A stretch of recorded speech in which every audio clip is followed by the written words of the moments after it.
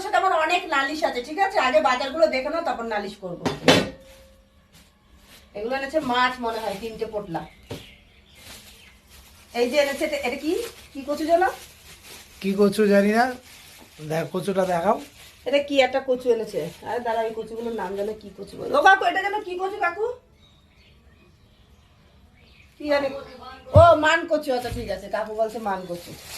এই যে এনেছে কুমড়ো, মান কচু। এটা আমাদের আসলে অ্যাকচুয়ালি এইসব কোনোদিন আগে খাওয়া হয়নি, বুঝলে? এইসব এখন বাজার থেকে কোথার থেকে কী সব নিয়ে আসে, সে মানে কি বলবো। আর এখানে আছে না পুঁই শাকটা হেভি গো। দেখো পুঁই শাকটা কি সুন্দর ডালপালা ছেড়েছে শুধু। তো এর মধ্যে মিটুলিও আছে। তো এই হচ্ছে সবজি এনেছে, ভালো করে সবজি বেশি আনিনি। এখানে এনেছে জ্যান্ত জ্যান্ত তেলাপিয়া এনেছে, এই দেখো 2টো, ঠিক আছে? আর এটা কি? ওরে বাবা, মাছের তেল এনেছে। ও হো হো, তেল পটকা এনেছে, তেল পটকা। আর এখানে এনেছে চিংড়ি।